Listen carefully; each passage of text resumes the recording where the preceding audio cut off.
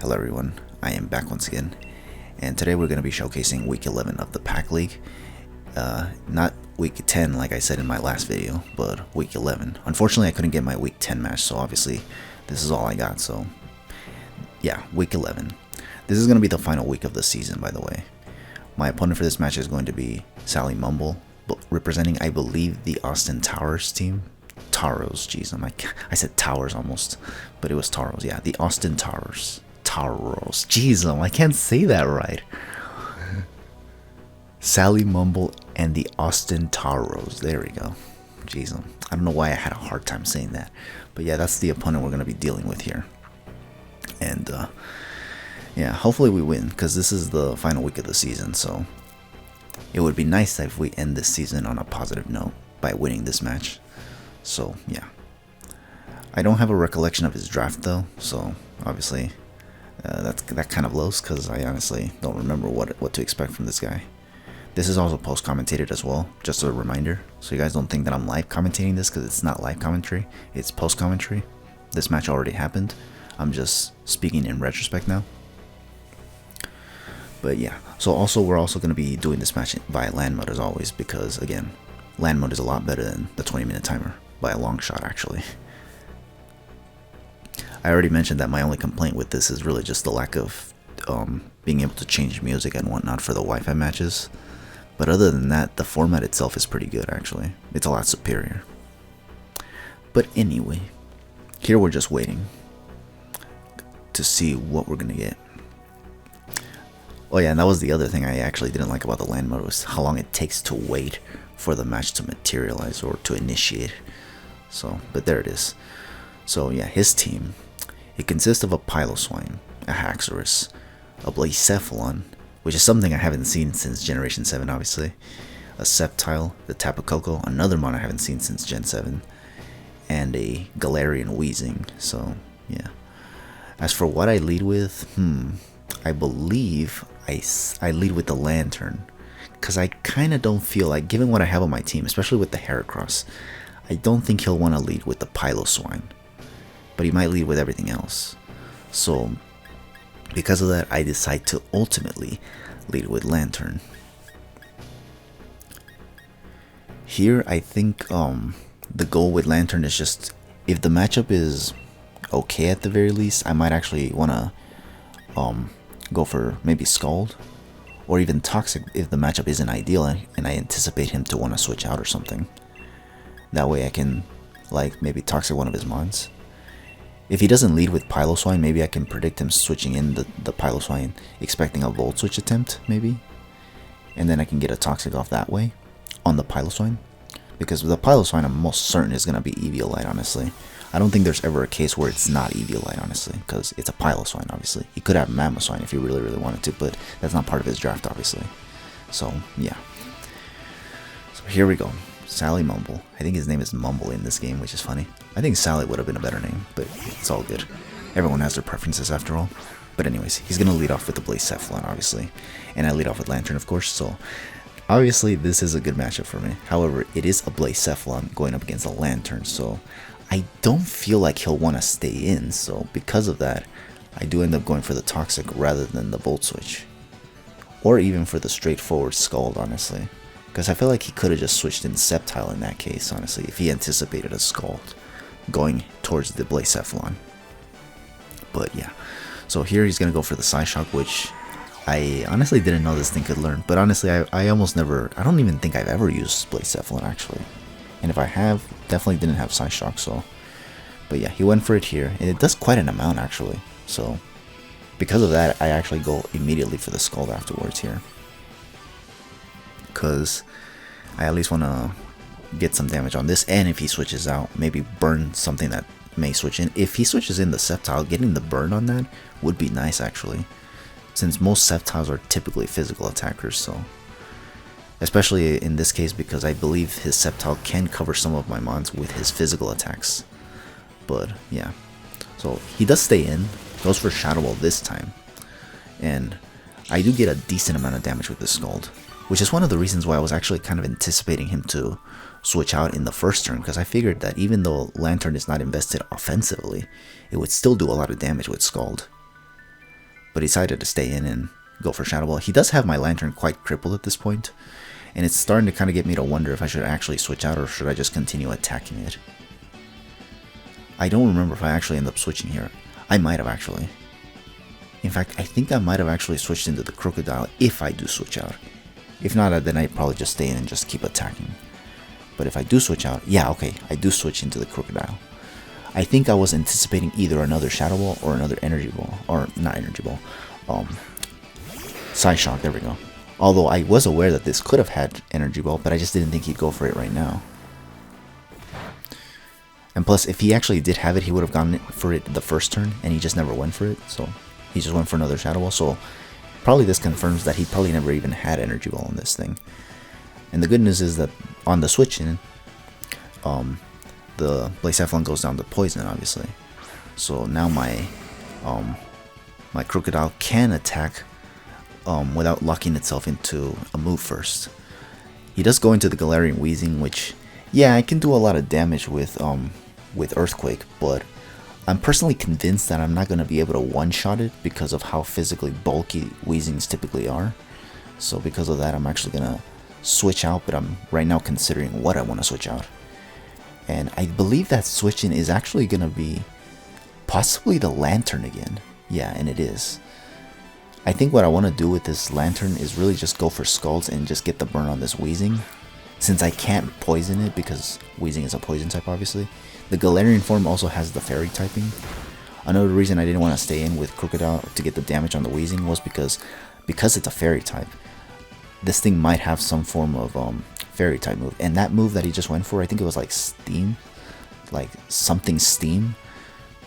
That probably was a Fairy type move. Looking at all the colorfulness that move had, I felt like that was a Fairy type move, so I just went into Lantern to go for Scalds just to get damage. And thankfully I got the burn on this. It did a fair amount of damage too, honestly, since the Spidef for Weezing isn't really out there and whatnot. But he does go for, I think, Sludge Bomb on me, and he does get the poison. And unfortunately, because I'm already low in HP, the poison does take me out. And not the Weezing, because for Weezing, it's kind of relatively healthy once I got the burn, so that kind of makes sense. I think here, I decided to go into, I believe, Roserade actually. Not Crocodile, because even though I did get some damage on the Weezing, I still don't think it's enough to take it out with an Earthquake. But given how abysmal the special defense is for Weezing, that's why I decided to go into Roserade, because, yeah, it resists grass and poison moves, but, well, not the poison moves specifically because of the Fairy typing, but I do have extra Sensory, which is super effective on poison types. And Weezing, well, a Fairy type is also a poison type, so this is actually pretty good for me, actually. I already took out 2 of his Mons, so this match is actually looking pretty promising so far. I could actually possibly win this if I play my cards correctly throughout these next few turns and whatnot. I think here, he might actually send out the Haxorus, I think. Yeah, the Haxorus, okay. So here, obviously, I decided to hard switch immediately into the Skarmory. Particularly because I was anticipating some form of setup, whether it be Dragon Dance or even Swords Dance. In a way, I'm kind of devastated at the Dragon Dance because even though it may not like 2-hit KO my Skarmory, it's gonna be like heavily powerful and could dish out a lot of damage. And Skarmory, the only thing it's gonna be able to do is just, you know, whirlwind it away, but it'll take like damage in the process, you know. He does go for Swords Dance, which it's not as bad as Dragon Dance, but it is still pretty devastating because it's a +2 attack now. And unfortunately, I can't go for the rocks right away because if I do that, then obviously I'll take damage. In fact, he does go for the close combat right here. So I have to whirlwind right away. Because at +2, that close combat did a lot of damage. That is definitely a 2-hit KO, obviously. So I didn't want to put myself in a pickle, obviously. I do get him out into the best possible mon I could whirlwind into. I thankfully didn't get him into the Tapu Koko because that would have been pretty bad for me. So this gives me the opportunity to set up Stealth Rocks, actually. I was going to go for Roost, but I figured the Tapu Koko will most likely be hard switched in here, so if he's going to be switching around, I might as well punish him for it by setting up the rocks and whatnot. That way anything that switches in takes rocks, and whatever has heavy duty boots I'll be able to know. So that way my my Scarf Crocodile or Heracross can actually just come in and just take them out without having to worry about getting outsped or anything like that. because their mons could be scarfed as well. Hell, even this Tapu Koko could be scarfed, honestly. But unfortunately, I'm actually not gonna know, because this Tapu Koko just comes in, sure, to scare my Skarmory away. I was kind of anticipating him for like to want to go for either U-turn or Volt Switch. I was actually fearing the Volt Switch more so than anything, so I kind of was just thinking what I should send in, and I decided to just go into Roserade. There was also the possibility of him just being more straightforward and just going for Thunderbolt, so obviously because of that I decided to switch in Roserade. And I was kind of hoping I could take whatever Tapu Koko throws me out. And I was also kind of hoping that this is not a physical Tapu Koko, because if it's physical, then it will most likely have Brave Bird, and that can definitely destroy Roserade. Because Tapu Koko's physical attack is actually pretty good. So, it'll definitely take me out, even though Brave Bird is not stam on Tapu Koko. But anyways, he's gonna hard switch into the Haxorus here, as I switch into the Roserade for the Tapu Koko, but as you can see, I'm just like, Because of this double switching, I decided to stay in this time, because I kind of wanted to see what would happen if I actually go for the Sludge Bomb here. Would he Swords Dance again? Because if he does that, I can just switch into Skarmory and then, or even let Roserade go down, really, I don't know, one of the two. And then just send in one of my Scarfers, because it's not a Dragon Dancing set now that I know it, basically. However, here, I do get a good amount of damage with Roserade, and I do switch out afterwards, obviously, because I don't want Roserade to go down just yet. But I do commit somewhat of a misplay here, actually. And it's a huge one, actually. It's a huge misplay, actually. Because I'm going to hard switch in Heracross right here. Because he went for Earthquake instead of any Dragon move, basically. So I was thinking maybe he doesn't have a Dragon move. So because of that, I decided to send in the Heracross to take the Earthquake, because I believe its bug typing allows it to resist it. So because of that, I went into it, so I could take a hit, then finish it off, then proc Moxie. However, unfortunately, he did have a Dragon move, and it's a multi-hit move, so that means that if he gets 5 hits, which he does, then I effectively lose this Heracross. But I wasn't expecting him to have this move, honestly. I was expecting maybe Dragon Claw if he didn't go for the Earthquake again.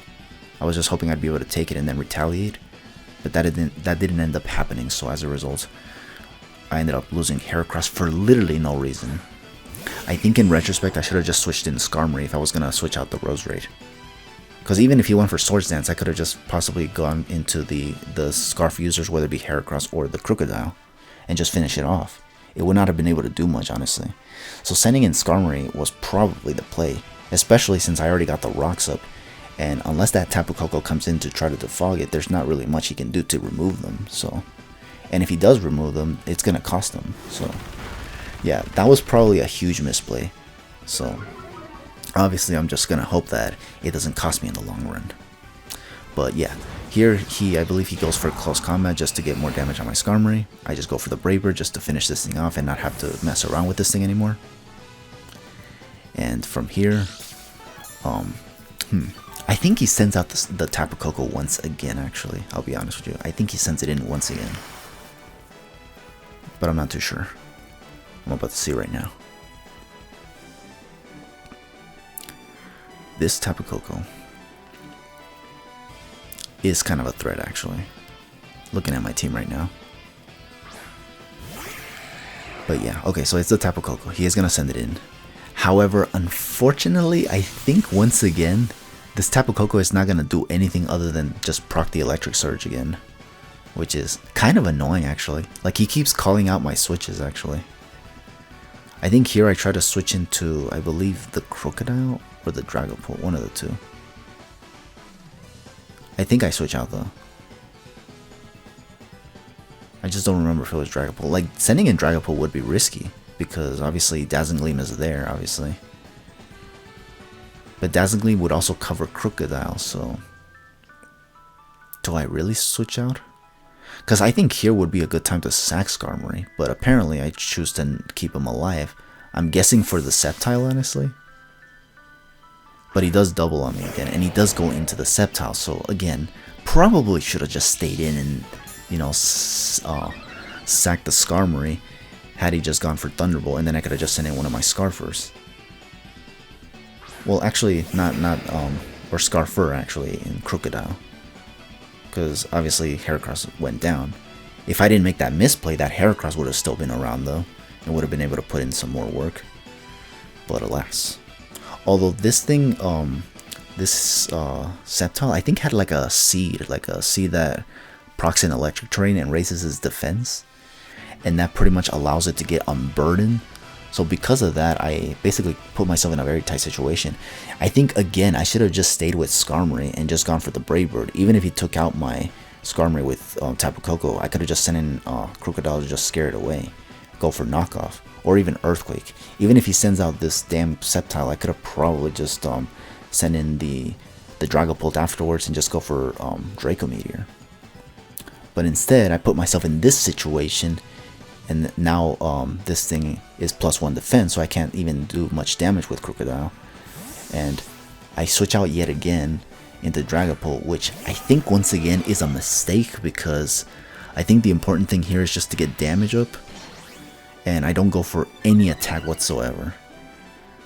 So from the looks of it, it seems like I once again started to make bad plays once again.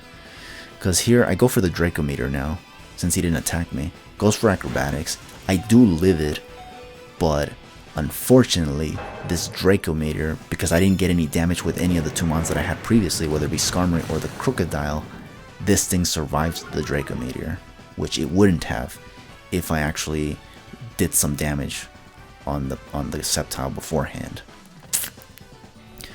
So yeah, I in a way kind of cucked myself here, which is terrible actually. Cause now basically this guy just wins now basically. Like he basically sweeps me now with this Sceptile. He just acrobatics this, and then I believe he just Leaf Blades my Crocodile, acrobatics my Roserade, and oh yeah, but I actually sent in Skarmory obviously. I actually sent in Skarmory because I was kind of wondering if maybe this thing could still take the +2 Leaf Blade. I don't think it could have, but even if it could, here's another thing that I wasn't expecting from this thing, that it'd have Thunder Punch. I actually have never seen Thunder Punch on a Sceptile, so because you know me, I don't do my research on a lot of these mons. I guess I didn't expect them to have this obviously. So yeah. Yeah, so I basically lose this now obviously. I'm just getting swept here basically. This guy basically had coverage for all of my mons, basically. I go into Crocodile here. I don't know what I'm thinking of, honestly, here. Obviously, I just have to go into Crocodile. Kind of saddened that this Crocodile was not Intimidate. Maybe I could have lowered the attack here. But, yeah, unfortunately, I think because of the whole, like, trying to predict him a lot, I ended up getting cucked, honestly. But, yeah, this guy got my ass, honestly. And it really, really blows, because it looked promising at the beginning. I looked like I could have possibly done something, but I could have won this match. But damn, I messed myself up, and this guy just capitalized on it pretty well, actually. Yeah, that really sucks. That really sucks, honestly. But yeah, here I don't know what the hell I'm thinking, honestly. Maybe I was just pissed at the time here, because I was like, damn it. The guy got me, and it's once again, I'm getting cucked once again by a grass-type Pokemon. Because, yeah, I don't know if you people knew this, but I was getting cucked like throughout the entire latter half of the season by grass-type Pokemon. In week 6, I got cucked by, I think, the Rillaboom. In week 7, I think it was a Leafeon that got me screwed over. In week 8, I got screwed over by an Ivysaur. Week 9, I got screwed over by a freaking Tangela. And now here, I'm getting cucked by a freaking Sceptile. Like, damn. I could just never catch a break with these grass-type mons, huh? Like, this season was just nothing but me getting wrecked by grass-type Pokemon. How do you like them apples? What the hell did I do to these grass-type Pokemon to deserve this, honestly? I don't know. Again, maybe I'm just ass at this game. I don't know. But anyways, that's going to be the whole game. Finally got this season out of the way. Now stay tuned for more, obviously, because yeah, there's more of the PAC League I gotta show. This is just one season, but I got more later on, so stay tuned and thank you for watching. take it easy and have yourselves a good one.